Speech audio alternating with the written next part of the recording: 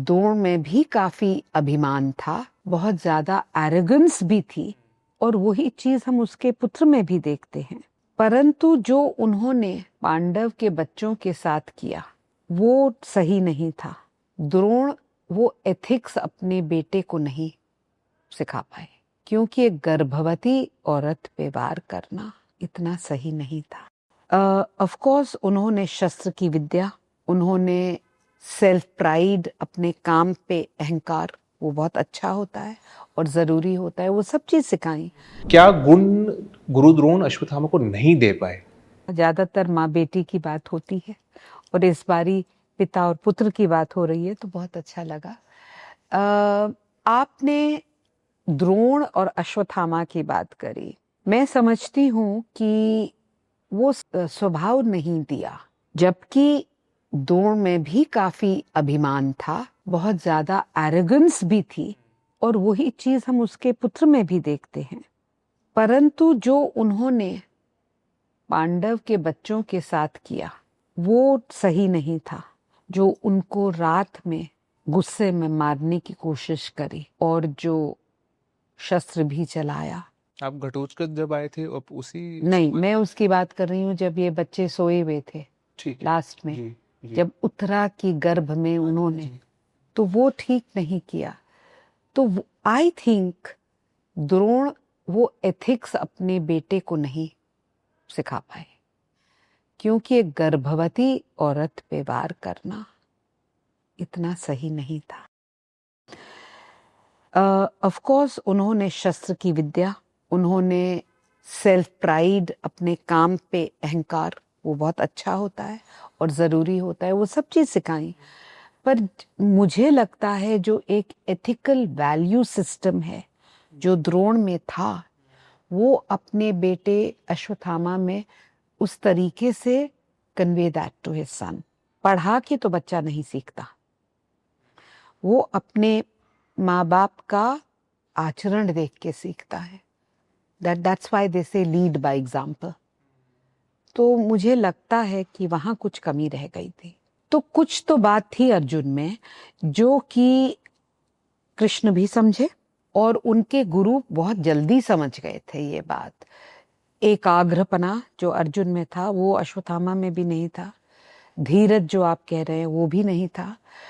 And basically जो involvement है, और आप माने ना माने वो एक देवपुत्र भी थे ना, इंद्र के बेटे थे, तो कुछ ना कुछ तो डीएनए में भी आ जाता है ना, जो कि आई थिंक अश्वत्थामा के डीएनए में ट्रांसफर नहीं हो पाया। तो जो विवेक है, and I think Vivek is a very important thing, वो विवेक अश्वत्थामा में नहीं था जो विवेक अर्जुन में था। बदला एक नेगेटिव इमोशन होता है, तो अगर आप बदले की भावना से कुछ भी करेंगे ना, विवेक आप इस्तेमाल नहीं कर सकते। तभी मैंने विवेक शब्द को इस्तेमाल किया। देखिए, दुख है, दर्द है, पिता की मौत का दर्द है, वो सब कुछ है, वो सब कुछ मैं मानती हूँ।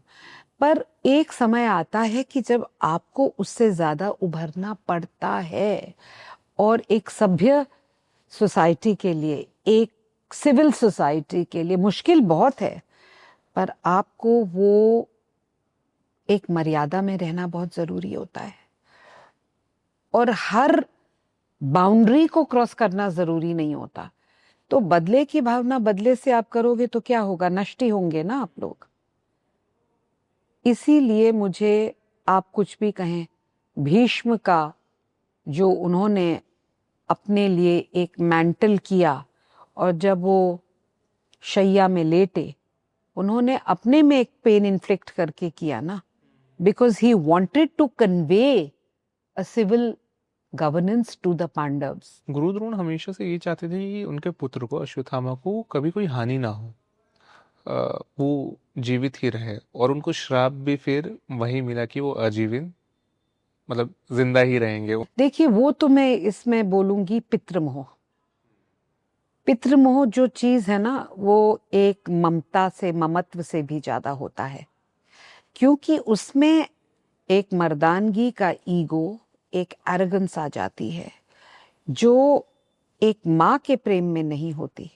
It is a mother is nurturing, और पिता है, क्योंकि मैस्कुलिनिटी ज्यादा होती है ना, मेरे बाद क्या, it is like letting a legacy live. अगर आप देखेंगे तो लेटिंग दैट लेगेसी लिव, वो अपनी ही इज टॉकिंग कि मेरे थ्रू, मेरे बेटे के थ्रू भी मैं जीऊंगा। तो वो एक अहम जो है, वो उससे मैं इतना नहीं बिलीव करती। अगर मैं कहूँ कि अश्वत्थामा को अपने पिता की किन बातों पर गर्व होगा, क्योंकि उन्होंने हर अधर्म का साथ दिया, चाहे अश्वत्थामा भी वही चाहता हो। द्रोण के अंदर काफी समुद्र मंथन हुआ था धर्म का, जैसे कि सारे लोगों के, गुरु कृपा पे, भीष्म पे, they all actually wanted to be with the Pandavas, but in that variety of dharma they had to be with the Kauravas, they had to be with Duryodhan. तो वो तो अंदर ही अंदर वो समुद्र मंथन तो चल ही रहा था। तो आई थिंक उस समुद्र मंथन में एक डिस्ट्रेस जो होता है ना, वो तो सारे लोग, सारे बुजुर्ग जो थे, जो द्रौपदी ने भी चिल्ला के कहा था आप सब लोग चुप क्यों हैं जब मेरा चीरहरण हो रहा था, and they were all quite. वो सबसे ज्यादा उनकी, I think that was a great wrong. तो इसी तरीके से आप जो अधर्म की बात कर रहे हैं, उनके दिमाग में तो वो धर्म था, वो बंधे हुए थे ना, तो उनको वही करना पड़ा।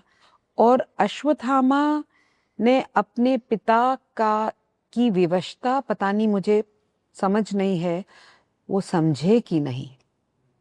Main thing is that did he understand the dilemma of his father, or was he just on the side of the Kauravas because of his personal animosity to the Pandavas? क्योंकि आप जो भी कहो, एक पर्सनल एनिमोसिटी तो थी ना, और वो सब चीज ईगो के ऊपर है ना। तो ईगो में आप कह रहे हो पुत्र धर्म भी उन्होंने नहीं देखा, मुझे लगता है हम्म बेस्ट तो ये होगा कि उनका जो प्यार था, जो प्रेम था, वो अटल था दोनों का।